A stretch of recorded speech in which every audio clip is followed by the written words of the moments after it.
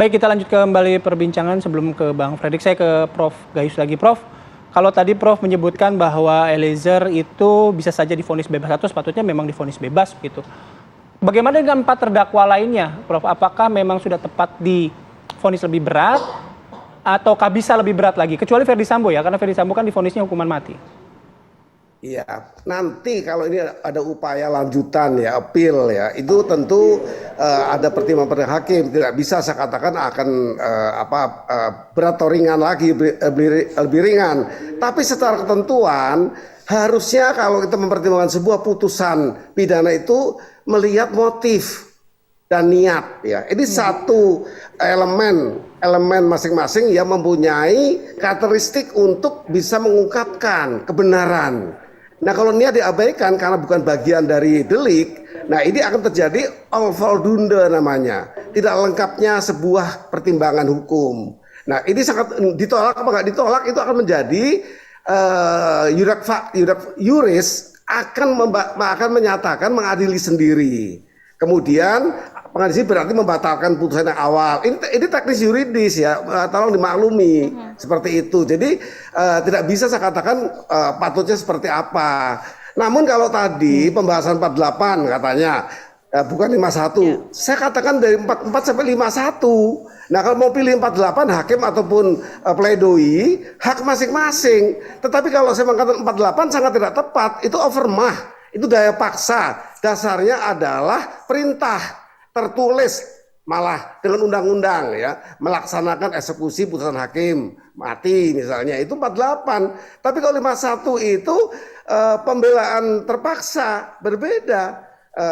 Pembelaan itu dia memang dipaksa untuk melakukan, kalau enggak ada daya paksa lain untuk menembak, ada ancaman, itu misalnya seperti itu, simpelnya seperti itu. Ini tolong belajar dengan baik ya, jangan asal celangap aja mengatakan wah bukan pasal itu. Saya udah katakan bisa pasal itu sampai 51. Malah saya pakai 44 malah, berbagai pertimbangan tolong dipahami dengan baik baru ngomong ya. Jadi bukan salah 451, jangan langsung menjudge begitu. Itu maksud saya. Baik, Prof, ya kalau melihat dari kasus-kasus yang pernah ada begitu ya, dan kasus ini juga, apakah kemungkinan JPU ini akan banding, Prof? Karena melihat Eliezer sudah cukup ringan 1 tahun 6 bulan, sedangkan yang lainnya itu naik jauh di atas tuntutan JPU. Ada ketentuan yang mengatur kalau tuntutan dengan putusan terlalu jauh berbeda ke atas maupun ke bawah, itu tentunya ada ketentuan untuk melakukan upaya hukum lainnya, itu banding dalam hal ini. Kalau bebas tadi langsung ke Mahkamah Agung, ini dipahami itu. Kalau bisa ya, saya katakan tadi ya mestinya kalau pasalnya pasal notware atau overmah lah, pilih kan saya bilang dari 44 sampai 51. Jangan sok meminter memutuskan satu pasal, jangan. Ini diskusi, ini pandangan-pandangan. Kita juga bukan hakim yang memutus. Nah, oleh karena itu kalau pilihannya 48 sebagai pandangannya atau hakimmu tidak mempersoalkan, kita berdiskusi ini. Kalau hakim tidak menggunakan pasal itu, mari kita bicara yang mana pasalnya. Karena 44 sampai 51, 48 kah, 51 ayat 1 kah, 5 ayat 2-nya berbeda, tidak ada pemaafan itu. Nah, oleh karena itu kalau ini yang dilakukan, itu upaya hukumnya ke Mahkamah Agung langsung, tidak melalui banding. Itu yang harus diketahui. Pahami ya. Baik. Oke, baik. Saya ke Bang Fredrik lagi. Bang Fredrik, kalau tadi ketika klien Anda sudah diputus, Anda sudah menyampaikan kalau itu tidak akan banding gitu ya. Ya. Kalaupun misalnya jaksa banding akan pasti disiapkan gitu. Ya.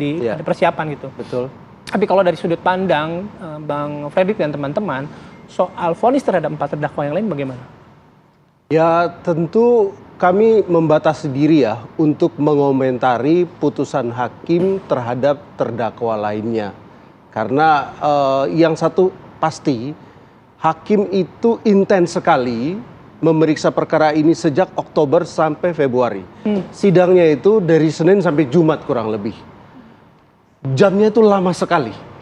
Dia bisa merasakan sensenya dari setiap saksi, terdakwa, alat bukti, kunjungi lokasi kejadian. Jadi menurut saya apa yang diputus oleh hakim ini sesungguhnya itu adalah cerminan rasa keadilan, sense of justice dari hakim yang paling mendalami kasus ini dibandingkan semua kita. Kami hanya menghadiri sidang terkait Richard. Ya. Tapi hakim menyaksikan mengadili juga. semua. Nah, jadi karena itu menurut hemat saya, apa yang sudah diputus oleh majelis hakim ini itu adalah cerminan sense of justice yang menurut saya itu paling bisa dipercaya gitu. Karena mereka orang yang setiap hari waktunya yang paling banyak melihat langsung, berhadapan langsung, tidak periksa di atas kertas. Seperti di hakim banding atau kasasi. Tapi mereka yang melihat langsung, ekspresi muka, tatapan, ditanya, kamu sayang nggak sama istri dan anakmu? Dia berusaha untuk menggali nilai-nilai kemanusiaan dalam rangka mencari sebuah keputusan yang berkeadilan. Ya. Karena itu, apa yang sudah diputus sampai sekarang ini, menurut hemat kami dan kalau kita amati secara umum, mencerminkan sense of justice dari banyak orang. Betul. Terlepas ada yang tidak setuju, tetapi yang kami amati, mayoritas orang Indonesia, pengamat masalah ini, cukup puas terhadap putusan hakim ini. Jadi dari kuasa hukum dipastikan tidak akan banding ya? Pasti tidak akan banding. Baik, terima kasih banyak Bang Fredrik, terima kasih banyak Prof. Gayus sudah berbagi informasi dan waktunya pada pagi hari ini, Prof. Sehat selalu juga, Ya, Bang. ya. Terima kasih banyak. Makasih. Baik.